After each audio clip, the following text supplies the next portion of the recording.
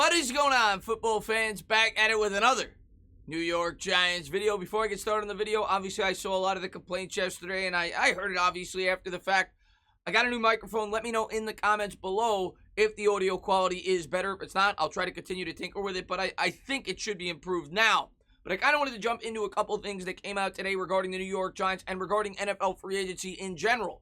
Obviously Kenny Golladay, as you saw in the title, along with the fact that the franchise tag deadline may be actually getting pushed back. We'll talk more about that as the video goes along. Obviously, we're all aware at this point in time that Dave Gettleman has even come out and said, we all know as Giants fans, that arguably our biggest need on this team is a playmaker for Daniel Jones. And on top of that, we cut Golden Tate. It's why every expert has the Giants taking Jalen Waddle or Devontae Smith or even Jamar Chase in certain cases is Kyle Pitts. We know that we need a weapon. And it's entirely possible that the New York Giants could elect to add that weapon via free agency, which would open up a lot of avenues in the draft. Now, I was under the assumption, and a lot of people were under the assumption, that Kenny Golladay more than likely would be franchise tagged for the simple reason, why wouldn't the Lions franchise tag him? And I still think they very well could, but if they were to tag him, they could still trade him. There are still going to be teams out there interested in acquiring a wide receiver, but maybe the Lions want that available cap space to try to re-sign other free agents on their team, possibly try to bring in another guy on this roster to fill in one of their more immediate needs. And the franchise tag deadline, we're going to start there, is actually potentially going to be pushed back according to Ian Rappaport. Of course, as of now, we don't know what the exact salary cap details are.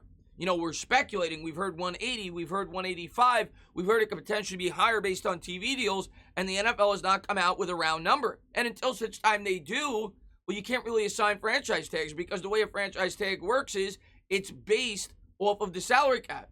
So here's what Ian Rappaport had to say. A storyline to follow going forward. If the official salary cap number doesn't come out today and soon, the NFL will have to move back the deadline to franchise tag players from Tuesday.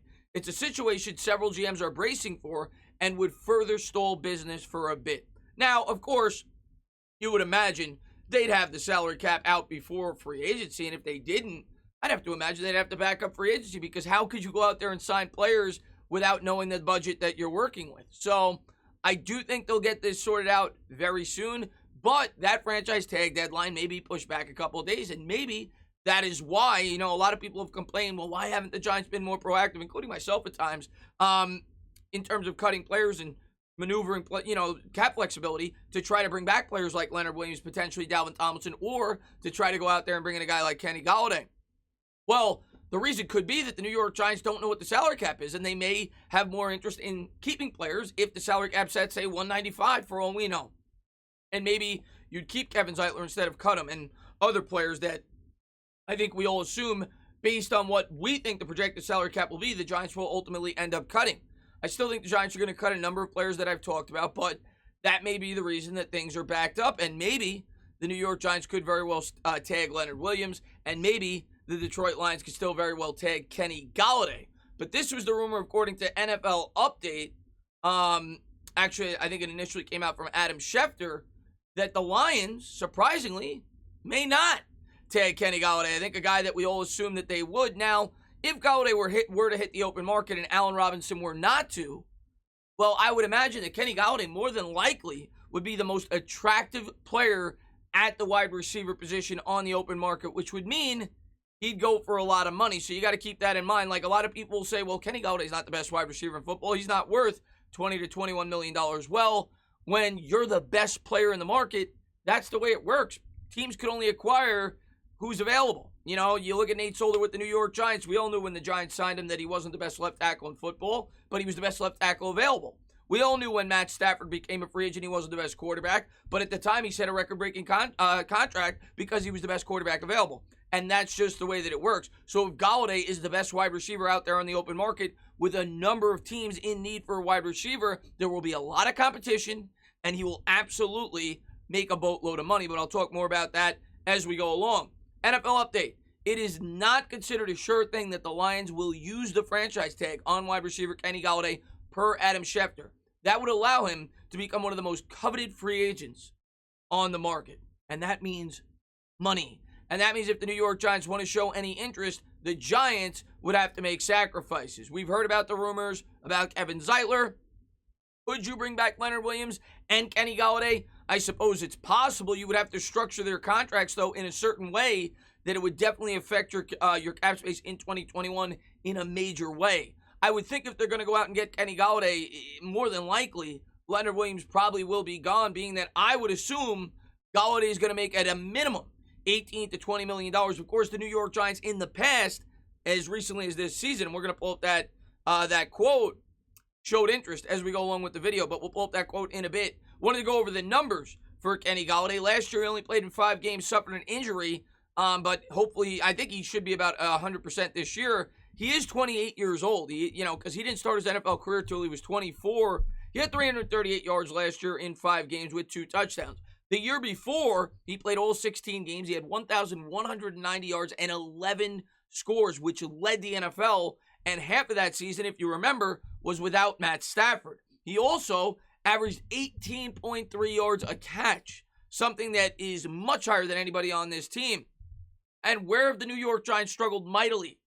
In the red zone. Last year, we had the 31st ranked red zone offense. We don't have a guy that could go up and catch the 50-50 ball. That is what Kenny Golladay would bring to the table for the New York Giants. He's a big play receiver, something we need, and a guy that could help you dramatically in the red zone. You're talking about a guy that led the league in touchdowns just a year ago. So that is the interest, and I understand it, why the New York Giants did previously express interest in bringing him in.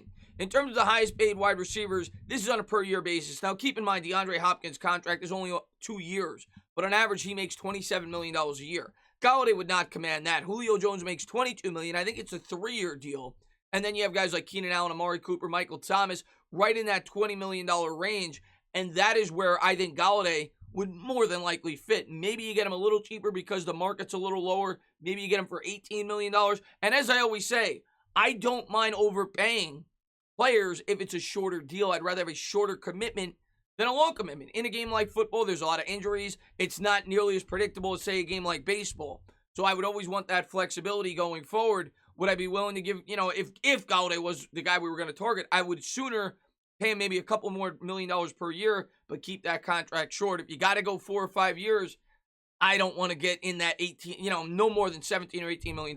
But we'll see how it all plays out. I definitely see the attraction to bring in a guy like Kenny Golladay. And I forgot to pull up the quote, but the quote was, you guys all are aware of it, that I think it was October 29th, the New York Giants expressed interest, and they actually reached out, according to Jordan Renan, and tried to inquire about a trade to bring him in from the Detroit Lions. That never really amounted into anything, and he ended up staying with Detroit for the remainder of the season. But you would think, if that's the case, if the New York Giants were interested in trading for him, if it's true, you would think if he became available via free agency, the New York Giants would be very interested. Now, the next question is, if the Giants were to sign Kenny Golladay, which they very well may not, even if he hit the open market, I still wouldn't consider us the favorite because there's so many teams with more cap space. There's so many teams that would need a wide receiver, and he's arguably the best wide receiver that may hit the open market. I think Godwin's going to get tagged.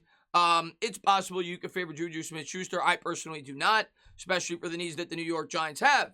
There's going to be 8, 9 teams that could potentially be in on this guy. But if the Giants were to get him, how does it impact the draft? Well, the first thing I'll say to you is it opens up all the avenues. And some Giants fans may still want to go out there and draft a wide receiver no matter what, or Kyle Pitts no matter what.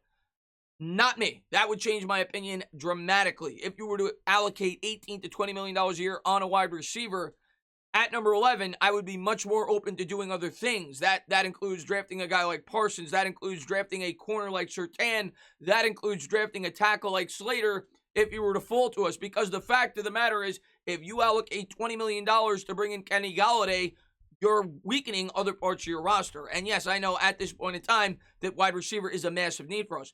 This would accomplish that. I think bringing in a guy like Kenny Golladay would instantly make Darius Slayton better. It would make Shepard better. It would make Ingram better if he could hold on the footballs, and it would make Barkley better. Slayton, I think, could excel as a number 2. I think Shepard in the slot could be beautiful. They need that number 1 guy to put themselves over the top, and if you were to sign Golladay, I would probably look elsewhere in free agency. But the one thing you got to be aware of as New York Giants fans, if the Giants were to go out there and acquire a wide receiver as prominent as Kenny Golladay from as much as it would cost, it is absolutely going to come with sacrifices, and more than likely one of those sacrifices would be Kevin Zeitler and potentially ultimately Leonard Williams. Now, yes, there are definitely a lot of guards out there on the open market that you could probably get for a fair salary, maybe in the $6 to $7 million ballpark, and if you were to structure it a certain way with the Golladay contract, you could free up enough cap space to fill in some holes. But make no mistake about it, there will be sacrifices made to the rest of this roster if the Giants are to go out there and get Kenny Golladay.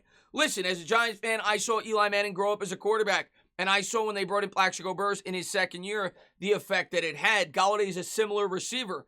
Yes, he's not a great separation creator. You know, a lot of people point to that because we didn't have wide receivers that create a lot of separation. We also don't have 6'4" monsters that could go up and catch 50-50s in the red zone and create big play opportunities. This guy averages over 18 yards a catch. When you're 6'4" and you tower over corners, you don't need to create separation. You could box out. You could box out corners much like Antonio Gates used to do back in the day. He would definitely add value to this receiving core, and it would definitely be a big piece for Daniel Jones.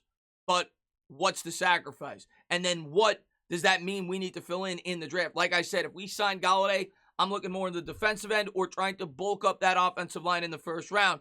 If we don't have a premium wide receiver signed in free agency, well, then I'm more along the lines of trying to get that weapon in the first round. We'll have to wait and see how free agency plays out, but as of now, it looks somewhat possible that Kenny Golladay could be out there on the open market.